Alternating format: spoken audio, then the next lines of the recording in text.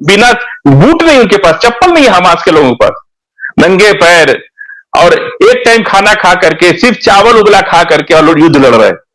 और उधर के लोग क्या, इजराइल के लोग तो सुख सुविधा में है पूरी तरह से, लेकिन फिर भी जुड़ नहीं पा रहे पूरी तरह से। आर्मेनिया के पास सब कुछ था, लेकिन अजरबैजान ने उनको हरा दिया, पानी पिला के भेज दिया उसमें। और आजकल ना ये जरूरी नहीं है, किंग जॉन की सेना रूस की वर्दी पहन के लड़ रही है। किंग जॉन की सेना रूस के अंदर आके रूस की वर्दी पहन करके और यूक्रेन के खिलाफ जंग लड़ रही है। उसको कौन साबित करेगा कि ये किंग जॉन की सेना है? वो रूस की सेना, जब रूस की वर्दी पहना है तो मारा जाएगा तो रूस का आइडेंटिटी कार्ड निकलेगा। तो ये सब लड़ाई के तरीके अब बहुत बदल रहे हैं, अब चीजें पुरानी खत्म हो रही हैं, और सबके पास इंटेलिजेंस, सबके पास है। किसी की चल पाई तो चल गई, नहीं चल पाई तो नहीं चल पाई। आज आज मुमताज भाई, गोदी मीडिया का एक चैनल पूरा दिन भर दिखाया है कि उनके इमाम साहब, क्या नाम उनका, खैमनेई साहब को जहर दे दिया गया, मुसाद ने जहर दे दिया। मतलब जो दुनिया में कहीं नहीं दिखाया जा रहा है, जहां दुनिया में कोई खबर नहीं बन रही है, भारत की गोदी मीडिया, ऐसा लगता है कि भारतीय के मुसलमान से नहीं, इन लोगों को पूरी दुनिया के मुसलमान से नफरत है। अरे भाई, आपको क्या है इजराइल से? इजराइल भारत को क्या समझता है? कुछ समझता है कैप्टन साहब? आपके तो दोस्त हैं।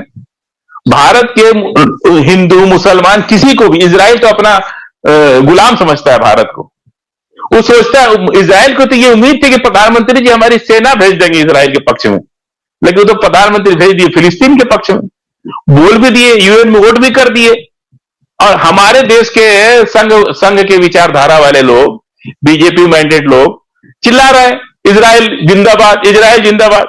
और उसी पार्टी के प्रधानमंत्री, हमारे देश के प्रधानमंत्री फिलिस्तीन को राहत सामग्री भेज रहे, फिलिस्तीन को मदद भेज रहे, फिलिस्तीन के लिए वोट कर रहे और कह रहे कि अलग राष्ट्र का मर्चा मिले। और भारत में चाणक्यपुरी में फिलिस्तीन का दूतावास खुला है, बाकायदा एम्बेसडर फिलिस्तीन के यहां बैठा हुआ। इतना बड़ा सपोर्ट भारत कर रहा है, और उसी पार्टी के कुछ चवन्नी छाप कार्यकर्ता लोग इजराइल जिंदाबाद कर रहे, इजराइल जिंदाबाद कर रहे। अरे क्या मूर्ख लोग बन रहे? इजराइल हमको कुछ देगा? हमारी अटल बिहारी वाजपेयी से लेके जवाहरलाल नेहरू से लेके हमारे देश की पॉलिसी रही है फिलिस्तीन के साथ, अरब से, इराक से जब तक हमारे रिश्ते अच्छे थे, हम लोग 3 रुपए लीटर डीजल खरीदा हूं मैं, मतलब 2 रुपया डीजल और 3 रुपए पेट्रोल मैंने अपने बचपन में खरीदा है। आज क्या वो, ये जो महंगाई की मार हम झेल रहे, ये गल्फ के डिस्टर्बेंस से झेल रहे। जो रिश्ता इंदिरा गांधी के टाइम में इराक के साथ हमारे देश का था, पाइपलाइन आई हुई है कच्चे तेल की, उसके बदले में हम लोग उनको सड़क बनाते थे जाकर के। भारत का यूपीडब्ल्यूडी इराक में जाकर सड़क बनाता था, हमारा डीएलडब्ल्यू का रेल का इंजन ले जाता था, खाने का पूरा सामान हम लोग इराक भेजते थे, और उसके बदले में इराक हमको कच्चा तेल सस्ते दर में देता था। लेकिन आज अमेरिका की वजह से जो मिडिल ईस्ट में इन्होंने कुवैत का जो हमला सद्दाम हुसैन साहब के साथ जो शुरू किया, तब से महंगाई जो बढ़ी है ना साउथ एशिया के अंदर, हमारे देश के अंदर डीजल पेट्रोल की महंगाई इतनी बढ़ गई कि आम आदमी लगातार, सरकारें, ये बिल्कुल सही है और इसको देखा जा सकता है। और मैं समझता हूं कि मसला जो है गजा का है, मसला फिलिस्तीन का है। जब तक फिलिस्तीन पर कोई बात नहीं होगी, मुझे नहीं लग रहा है, क्योंकि सिर्फ जो है लेबनान का मसला नहीं है, उधर यमन जो है वो लड़ रहा है। उसका कहना है कि साहब गजा पे हमले रोकिए और यहां से फौज ले जाइए। उधर हम देखते हैं कि इराकी फौज जो है मिलिशिया खड़ी हुई है। तो ये तमाम जो चीजें हैं, कोई एक ईरान अपने तौर पे आज की तारीख में मुझे लग रहा है कि ऐसे फैसला नहीं लेगा कि जब तक अपनी तमाम जो प्रॉक्सीज हैं कि उनसे बात न कर ले, जो मुझे लग रहा है। यहाँ पे एक और फजील साहब अभी खबर दे रहे हैं, असलम लवारे साहब, उन्होंने कहा है कि हाँ, और ये भी एक खबर है, क्या आज तुर्की ने इजराइल के प्रेसिडेंट के जहाज को तुर्की में उतरने से रोका जो अजरबैजान जाने वाला था? क्या बात ये सही है? और दूसरी हमने जो शुरू में कही थी कि कतर ने हमास के लोगों को निकालने की बात कही, तो आज ये कहा जा रहा है कि तुर्की जो है उसने पनाह देने की बात कही है। कितना सुरक्षित रहेगा ये अगर तुर्की में हमास जाते हैं, हमास के लोग जाते हैं? क्या लग रहा है फजील साहब? और जिस तरह से तुर्की ने कहा कि हमने सारे रिश्ते इजराइल से खत्म कर लिए, जबकि ये भी खबर आई थी कि अभी भी जहाज जा रहे हैं, लेकिन आज ये खबर आई है कि तुर्की ने जहाज को रोक दिया। कैसे देखते फजील साहब, ये क्या बड़ी डेवलपमेंट है? कैप्टन साहब ने कहा था कि अगर ऐसा होता है तो ये बहुत बड़ी डेवलपमेंट होगी फजील साहब। और आखिरी मरहले में हमारा प्रोग्राम है। आयरन डोम को, इजराइल के आयरन डोम को हैक कर लिया और उसी के चलते उनके एयरपोर्ट पे 300 से ज्यादा मिसाइलें गिरी और एयरपोर्ट 3 दिन बंद रहा। पूरा हैक कर लिया। वो लड़का हमास का था और उसको टर्की ने अपने यहां ले आकर के रखा और मोसाद के लोग टर्की में जाके उसको पकड़ लिए, लेकिन फिर उसको टर्की ने छुड़ाया और उसके बाद फिर क्या हुआ कोई खबर आई नहीं।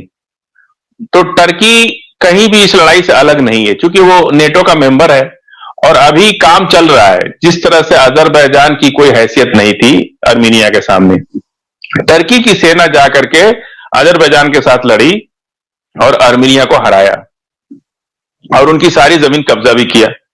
जब वक्त आएगा तो टर्की पीछे नहीं हटेगा, क्योंकि ईरान की तरह जिससे ईरान से काम चल जा रहा है और अंदर अंदर क्या हो रहा है ये कुछ कहा नहीं जा सकता है।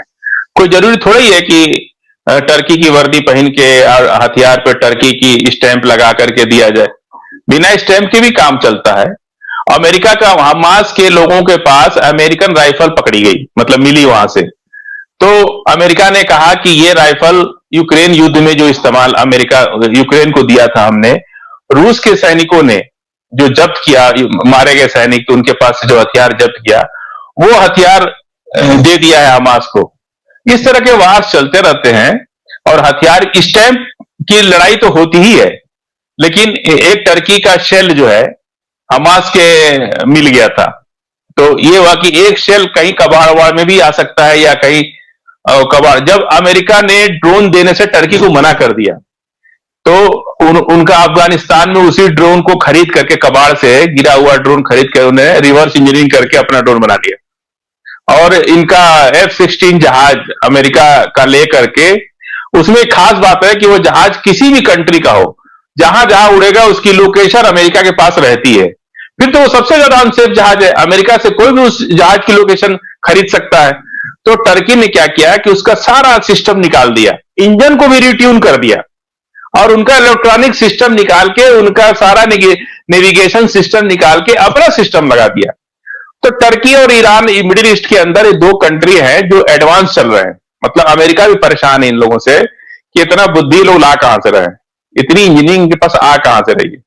ये समझते थे कि अल्लाह ने जो है हमको ही दिमाग दिया है, अभी मिडिल ईस्ट वालों को तो खाली तेले दिया था, ये दिमाग कहां से आ गया इन लोग के पास। तो कुछ भी हो सकता है और एक खबर को लेकर के हम लोग उत्साहित नहीं हो सकते हैं। हो सकता है कि कोई तकनीकी खराबी भी आ गई हो जहाज में। तो इन सब चीजों का भी कोई बहुत मेरे हिसाब से तो फर्क नहीं पड़ता है, जब तक कि कोई स्ट्रेट फॉरवर्ड क्लियर कट किसी की कोई नीति या कोई पॉलिसी सामने ना आ जाए, तब तक इन चीजों पर कयास लगाना बेवकूफी है, मुझे लगता है ऐसा।